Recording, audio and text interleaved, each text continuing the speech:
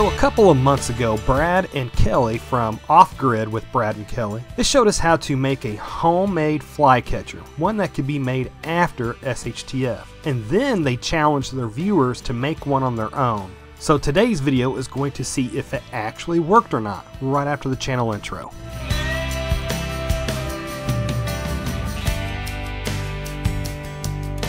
So when Brad and Kelley put out this little challenge for their viewers to do this little off-grid fly catcher, I had to do it and I had to test it out. So let's just see how it's done and how the end result was. So the items needed for this fly trap was 3/4 cup of water per fly catcher, 1 tablespoon of sugar which you melt into that 3/4 cup of water, 1 tablespoon of apple cider vinegar, and a little bit of fruit, and a container of some kind, and then some kind of a top for that container that allows you to poke a hole in that top. So first things first, I wanted to make 2 of these fly traps, so I doubled all of the ingredients and I placed them into 2 different mason jars in order to have the 2 traps. And real quick, please take the anonymous poll that should be popping up in the upper right hand corner of the screen just about now and let us know, are you already subbed to Brad and Kelley's Off-Grid channel? Or are you already subbed to both of their Off-Grid and Full Spectrum Survival channels? And if you're not, do you plan to subscribe to their Off-Grid channel? And then if you're not subbed, I'd really suggest that you do, because that channel gives a lot of great advice for living off-grid that will be able to be used after SHTF. And so now back to the video. When I tried making this fly catcher myself, I wanted to keep this as off-grid as possible. So the first thing that I did was I fired up the Canway stove to heat the water and sugar into the sugar water instead of using my house stove. So I added the 1.5 cups of water to the pot and I got it warm. And remember, I'm making 2 catchers. So 3/4 of a cup will be for one catcher and the other 3/4 of the cup will be for the second catcher. And then once the water reached a simmer, then I added the 2 tablespoons of sugar to make the sugar water.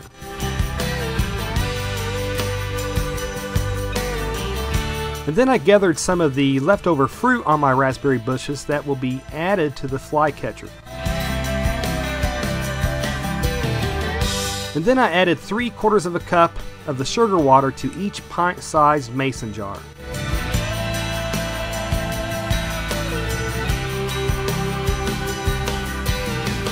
And then I added 1 tablespoon of apple cider vinegar to each jar.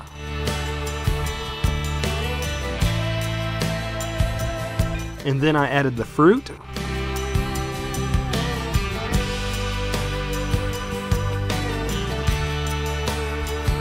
And because it just wasn't smelling strong enough for me, so I went ahead and added another tablespoon of the apple cider vinegar to each jar just to hopefully give it a more of an attractive smell to the flies. And to continue with keeping this as off-grid as possible, I used canning jar lids as the tops. And if this were after SHTF, I wouldn't use new lids, but I would use lids that had already been used and that just weren't holding a seal anymore. And then to make the hole that the flies will go down into, I simply used a drill bit to tap through the thin metal that those canning lids are made out of. Now I'm going to leave one on the kitchen counter since we get a few fruit flies during the hot days of summer, and the second one I'm going to place on my front porch to see how it works. And just about 1 hour later, I went and checked on the one on the front porch, and lo and behold, I already had my first fly that quick. Now I didn't take the time to film it, but over the next several days that fly catcher on the front porch caught many more flies. But the one I put on my kitchen counter to catch the fruit flies, I don't think I caught the first one. I noticed that the fruit flies seemed to be attracted to it because they would land on the lid really close to the hole, but I never saw them actually go down into the trap. Now Brad and Kelley did say that it would be a good idea to add just a drop of liquid dish soap to the mixture that would help to break the tension of the water to make it easier for the flies to drown in. But I did not add any dish soap to it because I don't have any liquid dish soap stockpiled yet. So because I don't have any of that stockpiled, I didn't add it.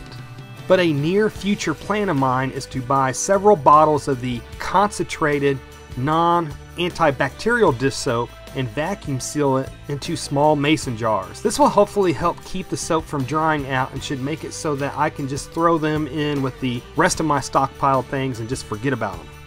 But I have sugar stockpiled in my preps, and I'm soon going to be learning how to make apple cider vinegar from complete scratch soon. And I grow fruit, and I have plenty of those mason jars and lids in my stockpiled stuff. So I opted to use only the items that I already had stockpiled or that I would be able to produce myself after SHTF, such as the fruit. So I said all of that because maybe the trap would have worked better on the fruit flies had I put a drop of the liquid dish detergent in it.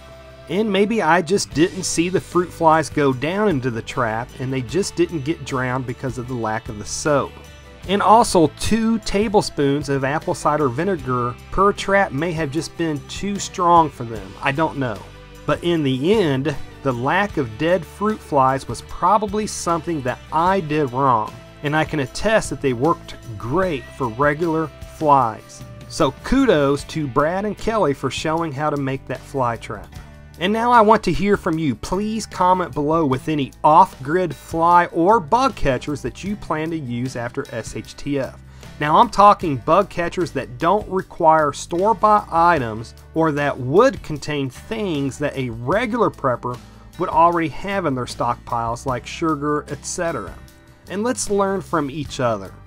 And if you're like me, then you feel that there's a better chance of survival after SHTF if you're with a good group of like-minded preppers. Others that can keep watch while you sleep and could help care for you should you get an infection or have some other medical issue. And if you've been having trouble finding a pre-existing group, then click on the video that should be appearing in the upper right hand corner of the screen about now to learn how you can start your own prepper group. And to see an interview that I had with Brad a while back, where you will learn some little known secrets about him, then click on the video that should be appearing on the right side of the screen about now. Anyways folks, if you made it this far, hey, thank you very much for watching, and I pray that you have a good night.